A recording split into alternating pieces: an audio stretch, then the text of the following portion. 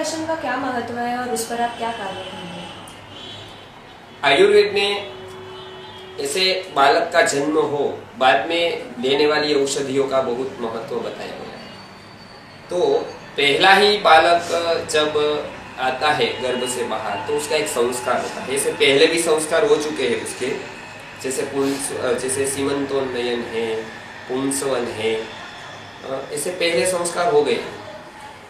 अभी जन्म होने के बाद उसका एक संस्कार होता है, उसको हम जात कर्म संस्कार बोलते हैं। उसमें पहले ही जिह्वा के ऊपर, माने कि उसकी टंग जिह्वा के ऊपर, जीभ के ऊपर उसका मधु के साथ वचा नाम की औषधि है और घृत मिलाकर उसको ओम लिखने की एक परंपरा है, जो संस्कार में जात कर्म संस्कार बोलते हैं। उसी टाइम उसको ये प्राशन कराना है, उसको सुवर्ण प्राशन हम बोलते हैं। उसका पहला उल्लेख आज से हजारों साल पहले काश्यप संहिता में आया है। वो पूरी बनाने की एक विधि है। आजकल बहुत कंपनियां सुवर्ण प्राशन बना रही है, लेकिन वो शास्त्रीय नहीं होता है, क्योंकि वो कंपनी के लेवल पर सब बड़ा प्रोडक्शन होता है, मास प्रोडक्शन होता है, उसमें शुद्धता नहीं होती है और इसमें मंत्र और औषधि दोनों का प्रभाव है। इसीलिए हम वो दोनों को मिलाकर सुवर्ण प्राशन बनाते हैं। तो ये सुवर्ण प्राशन में जैसे अनेक सूक्त है, जैसे श्री सूक्त है, तो उसका जप करके, उतना पारायण करके उसको घिसना होता है, उसकी भावना दी जाती है। तो वो काश्यप संहिता में बताया गया है, श्री सूक्तेन जप्त्वा ऐसा। तो वो काश्यप संहिता में जो विधि बताई गई है, वो विधि के अनुसार यदि सुवर्ण प्राशन बनाया जाए, उसके लिए संस्कृत का ज्ञान आवश्यक है, मंत्र शास्त्र का ज्ञान आवश्यक है, आयुर्वेद के औषधियों का ज्ञान आवश्यक है। तो ये सभी जो जानता है, या तो ऐसी कोई टीम है तो वो बना सकती है।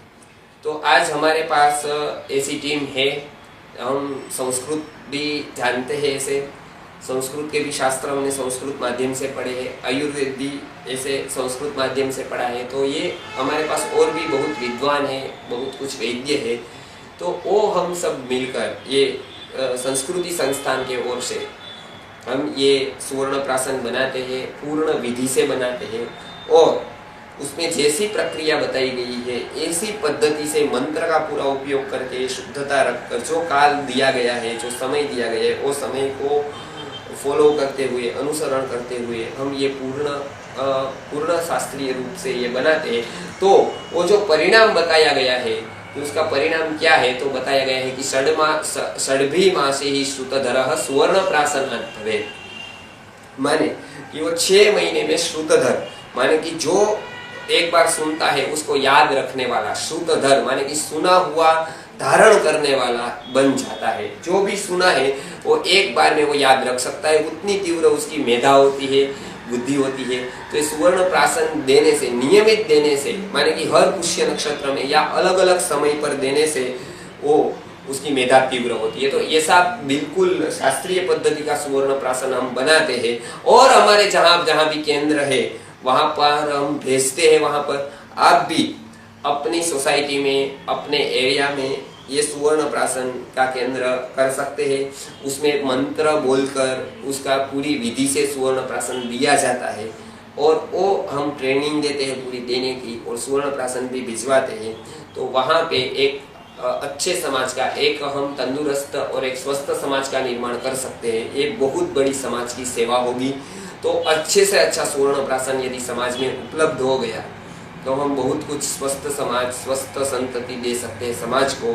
और बहुत हमने देखा है, उससे हमारे पास डेटा है कि बहुत सारे बच्चे सुवर्ण प्राशन लेने के बाद बहुत उनकी इम्यूनिटी पावर बढ़ा है, वो मेडिकल का बिल कम हो गया है और बार बार जो उनको दवाई की ज़रूरत पड़ती थी वो ज़रूरत बिल्कुल नहीं है। अभी बहुत वायरल और बैक्टीरियल इन्फेक्शंस होते थे, उनकी इम्यूनिटी पावर बढ़ने से वो पूरे हो गए हैं।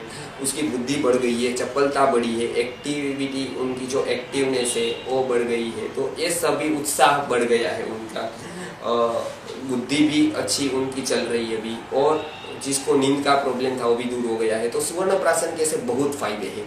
लेकिन हमने पहले बताया कि सुवर्ण प्राशन शास्त्रीय पद्धति से बना हुआ चाहिए, तो हम ये काश्यप संहिता को आधार रखते हुए सुवर्ण प्राशन बनाते हैं हमारी संस्था की ओर से। तो आप उसका अवश्य लाभ लें। धन्यवाद, नमस्कार।